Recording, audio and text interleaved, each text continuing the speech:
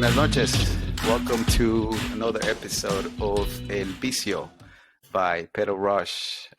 Today, we're basically going to introduce ourselves. I know in the first episode, we were not able to get together on time to be able to give us an idea of who we are, what we do, and things like that.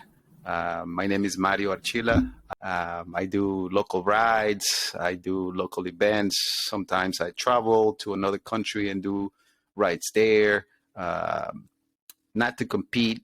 Sometimes we compete, but we always try to do our best. I do some local rides here, some weekly rides now in the springtime, and that's it. I love cycling. I love anything that has to do with riding a bike. Here we have also Carlos, which is going to be our co-host. He's going to be on some of our episodes. Not all of them. He's got a busy life, but he's going to be part of the show. I just want you guys to know who he is and what experience he has. So, Carlos, welcome on the introduction show here. Welcome to the show. Thank you. I appreciate for you having me. Hey, why we're here, because we all love to ride, right? So, I've been riding for a very long time. I've been riding since I was a child. I've been racing since then, too. Started racing because of my dad. So I had a very short pro career. Not really, but, it's one of those things that as a child, you grow up and you aspire to become pro, and you want to just do all this racing. And it's something that I hold dear to my heart.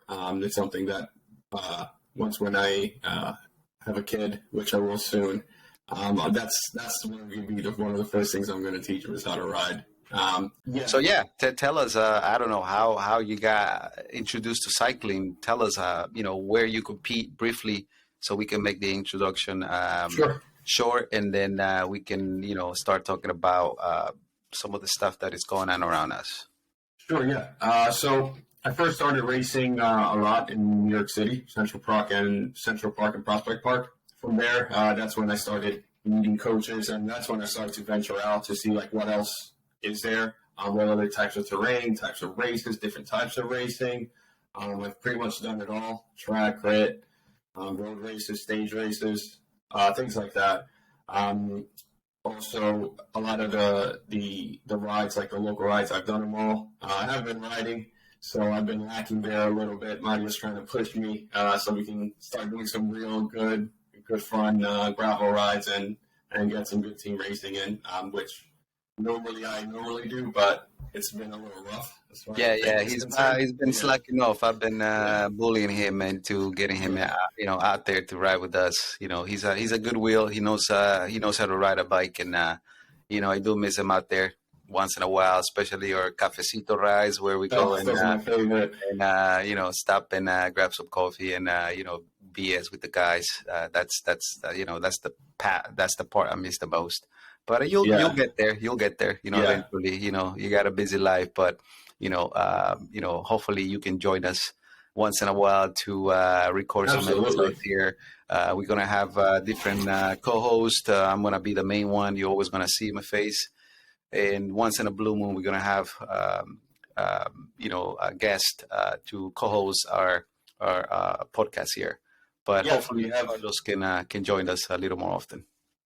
Sure, yeah, we have some friends that I currently talk to and that I ride with that still ride pro. So we do have some good things coming up that we can show the viewers, and also through the years, Mario and I have developed relationships with stores, like different famous popular stores that perhaps one day we can go in and do some introductions and just show what the local viewer is, what it is to go into a store, get a bike fit, like the important things about riding and things like that, getting a different perspective. Yeah, we got basically few things coming up. We're cooking. We got a few ideas. Hopefully, some of the local stores support us. We're based in the Northeast. I'm in Connecticut, which is really close to New York for those people who are probably watching us in some other part of the world. Carlos is across the border in New York, Yeah. which is 30 minutes from me. But we stay close. Um, that's the plan. We're gonna be having different episodes about races, maybe. Um, some of the local shops maybe can invite us to visit them and maybe show what they offer, what the equipment they have, what services they provide, and who knows. Yeah, Uh, definitely. And there's a lot of insights I think we can share as a group, as a team. We do a lot of traveling with our bikes. That's one of the most popular questions I always get. Hey, Carlos, how do you pack for a bike? How do you pack for a race and whatnot? And Myra and I, we've gone to Colombia. We've done a few racing there. If anyone has I want to ask us any questions about riding in Colombia. We've done it. We've done a lot of it. So we followed. What was the race, Mario? That was the 2.1, the UCI, or the 1.2? What is it called? yeah, that was Tour Colombia back in Tour Colombia. 2019. Yeah. Before COVID, they had that event in the beginning of the season. We got to meet a bunch of pros. Actually, we were able to actually ride along them Yeah, that was on the awesome. road, and that was a great experience. I But think we should pull some of those clips and some of those yes, pictures yes, about that. yeah, we're gonna have it once we Mm-hmm. edit the episode. We are. I'm personally, I'm amateur as it gets, as I say in the introduction. We love cycling. Hopefully, we can get maybe one day to invite. I don't know. Maybe this grows. Maybe we can invite someone famous, and, Yeah, and we can share some time with someone famous. And in the meantime, we're gonna concentrate on what's going on locally. We're gonna have some people who maybe race locally, who race around the country. And we yeah, also have some contacts back in Colombia and Guatemala, some of the events that go on there. And we're gonna be, basically updating everyone on what's going on the professional world too. Once in a while we're gonna make maybe a show about a certain race. I don't know, El Giro's coming, La Vuelta's coming, mm-hmm. and the Tour is coming. And if Yeah. something exciting happens, we'll be here to give our input. And to get our two Just, cents. just like this weekend, we had a Tour de Flanders, um, and it was epic. There were a few crashes, accidents. I don't know how these guys stay upright, riding cobbles and riding gravel on bikes at that speed. But I don't know. Were you able to watch the race? Did you see it? I got a question for you about that race. Uh-huh. Did you think he should have been disqualified, the guy from Bahrain? I mean, if you look at the video real quick, it looks reckless. But as I was listening to other people make comments, everyone is trying to be upfront. Everybody's trying to be uh, away from danger. And at that moment, I think he never realized. I've been part of accidents, and it's never my intention. You don't want to be that guy who always causes accidents, and I don't think it was his intention at all. His reaction wasn't the best. I mean, if he would have just crashed himself, a lot of big names were actually involved Yeah, in that accident. he was in the So, front too. that could have affected some of their performance, because it's not easy to crash and then get up and get on the bike again and retake, the race. So, I don't know. It's a tough call. I have to say that I think it's fair to be disqualified. But I think it wasn't his intention to do it. So funny you say that because I think completely opposite. I'm thinking like if I'm riding on this, if I'm riding and I'm trying to like keep up, Yeah. I'm gonna say screw it. To a certain point where not screw it as far as intentionally riding into someone. That was obviously a mistake. I don't think this guy has a lot of crashing under his belt like some people on the pro field that does. but I think it's something to where he wasn't there because he wanted to be there, right? He was on that, what was it, like a bike path, I think it was. Yeah, back then. Yeah. So when the path ended, right, he had to cut over. When you cut over, sometimes when you're racing or you have a curb in there, or there's like something out the road, it's going to have that effect, right?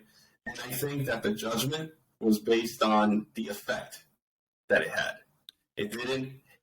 Because if he would have jumped in, right, moved over, and then like a couple of riders would have been like, "Oh, okay, oh well," and nothing would have happened. Yeah, he went all the way into the middle, almost the middle of the peloton. Yeah. And obviously at that speed, I mean, even if they were going 10 miles per hour, you can't stop that quick.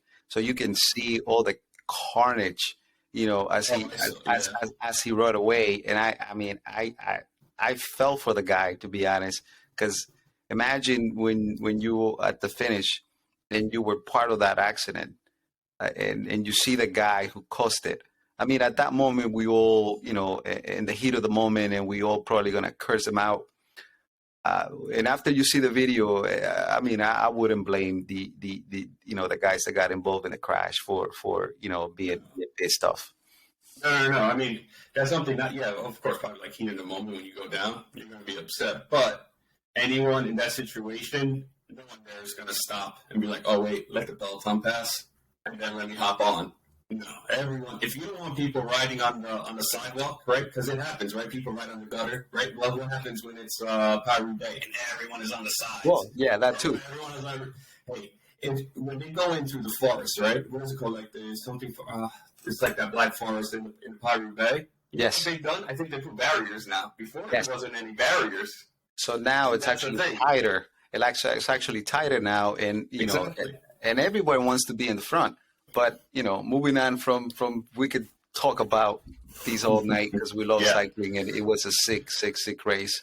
It was a very good race. One of the best races of the season.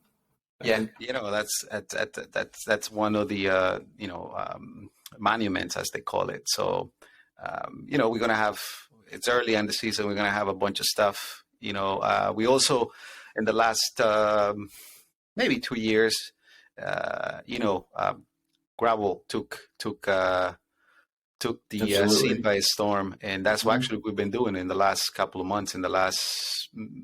Since last October, once the season started and fall came and it got cold, we've been riding gravel. And I actually was part of an event last weekend, and we had 84 miles, 5,500 feet of climbing. The night before. And actually, the 2 nights before, it was pouring, it was raining, so the conditions were, wet. Nice, huh? I mean, the day of the race, it was nice and sunny, but after 2 days of rain, it was very slippery, and then everybody's trying to go as fast as they can. Some of these back roads are not maintained, so there's holes, and you have to, go from one side or the other real quick. I don't know how these guys, the pros, do these, or the guys who were actually competing for the segment times, were able to stay up. Yeah. I mean, I was going fast, but there were some sections where you couldn't see, or there was a turn, and then once you get at the end of the turn, there is, deep mud, and your wheel got stuck. I saw a few guys go down, and actually one of our guys went down, and he got a little scuff on his leg, but he was fine. Actually, on one of the segments, one of our friends actually crashed really bad. Yeah, Mike Collins got. Yes, he. I wasn't there. I was actually all the way in front at that, segment. That segment, I was actually me in Jefferson Lima. We were all the way in the front, and all I heard was like, "Mario, come back."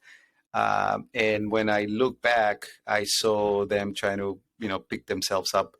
But I think Mike got the best of it. What type of section it was? It was semi-flat, but there were puddles all over the place. And I think from what Mike described, he hit a rock or something, and his hands went off the handlebars. Oh, But okay. he catched it real quick, and he was able to kind of like control it for a second. But Yeah. as soon as he put his hands back on the handlebars, he hit something else, and Like a rear boom. wheel or something. Yeah, And it and probably threw him off there the. was some wheel touching with the guy in the front or the back. I'm not sure, but Hmm. yeah, he went down. We had to stop, and that was the end of our segment hunting. During the race. I'm going to ask the most important question. Hmm. How was the bike? The bike was fine. The bike was good. Actually, one of our friends who owns a store, he grabbed the bike real quick, and he took all the mud out, and he checked the Oh, that's real. awesome. And then it was a group of maybe 10 of us, and then we checked on Mike. He went down, and we just let him chill a little bit. He had a few scratches on his He's a leg. strong rider. And actually, he went down and he hit his head, so his helmet, Oh. got damaged.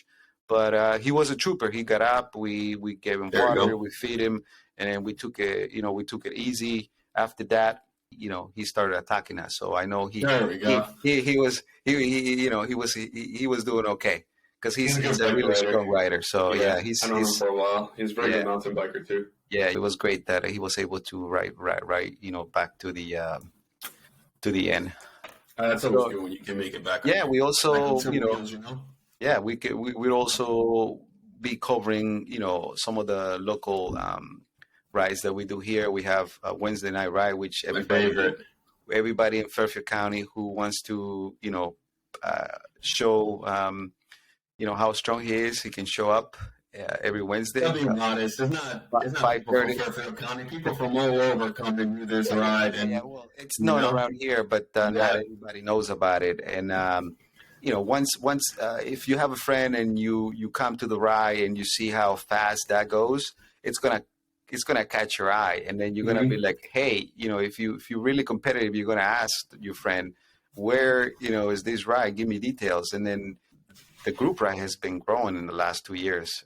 Actually, for the season opening, we had almost 30, 40 people last. What was your average?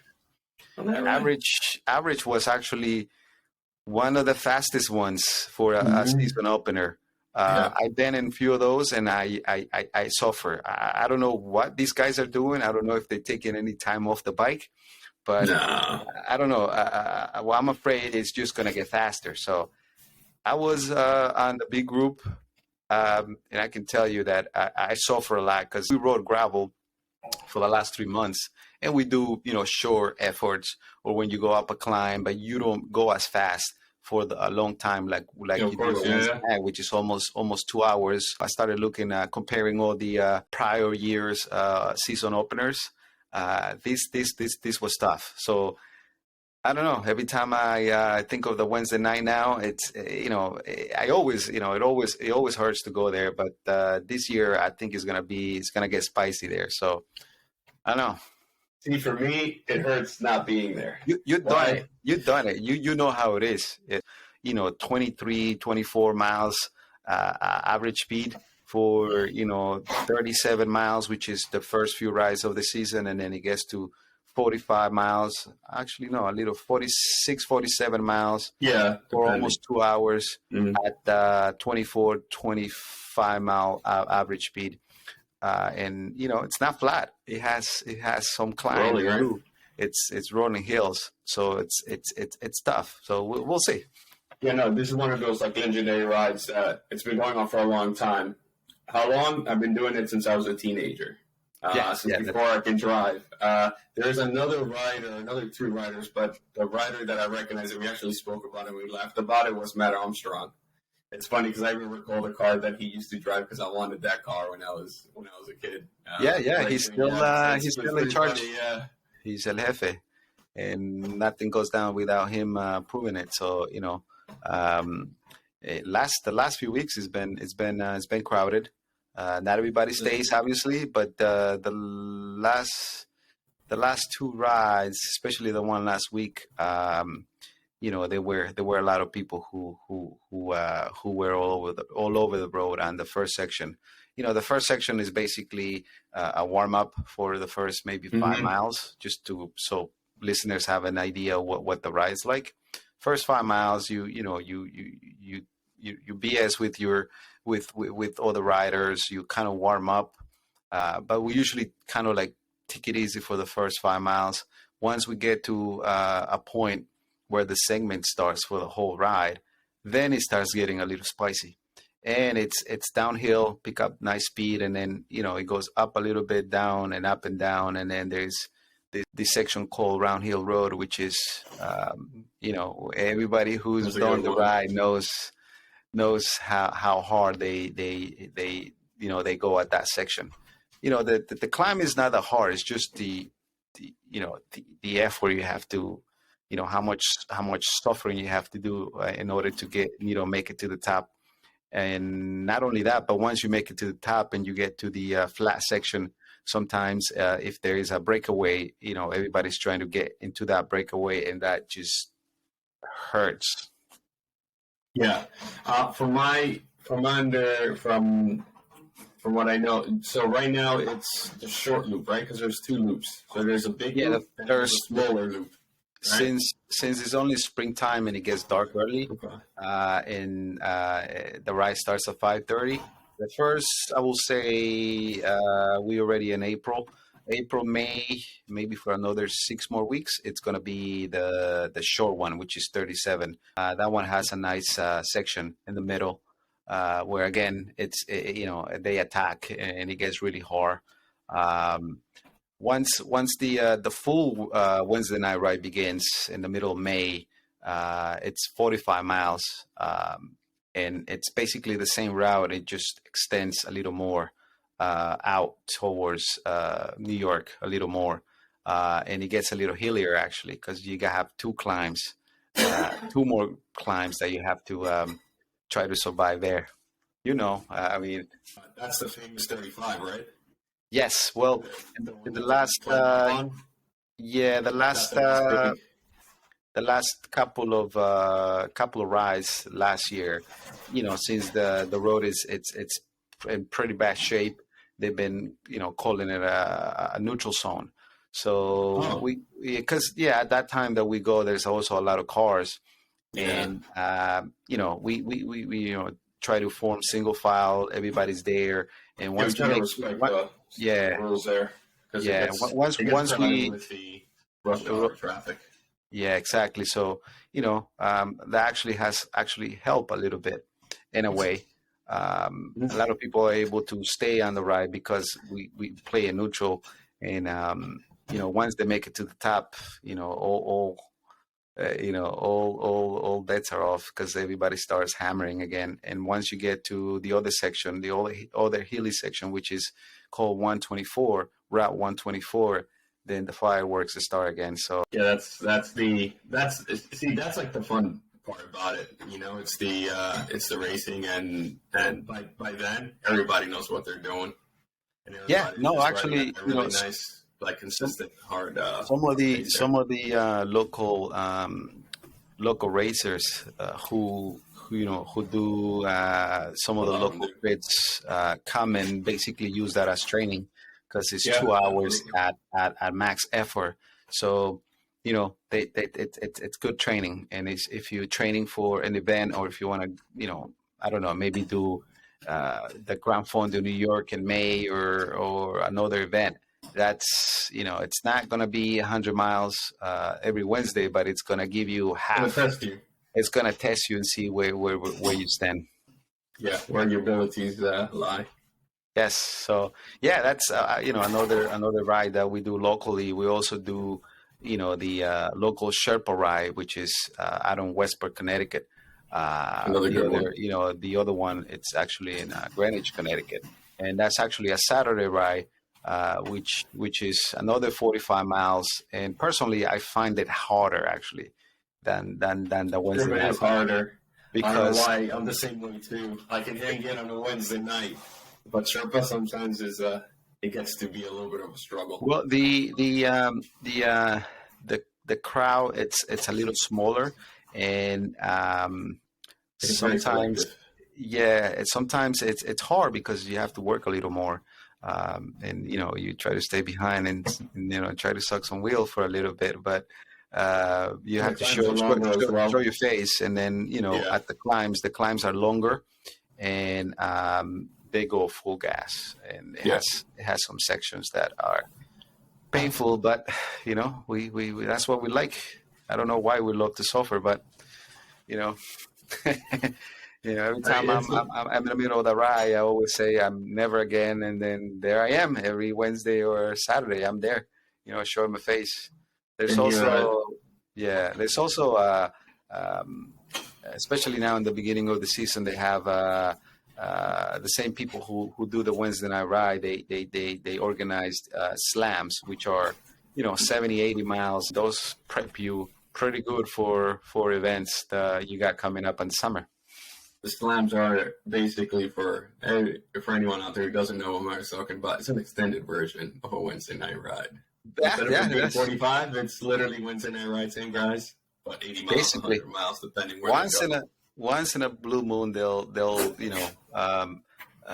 if it's a 70 or 80 mile ride, they'll kind of chill for the first half of Oh it, yeah, and then the which I'm able to survive, and then the next half. But yeah, I mean that's the type of rides that we do here. Like I said, I do local rides, I do events.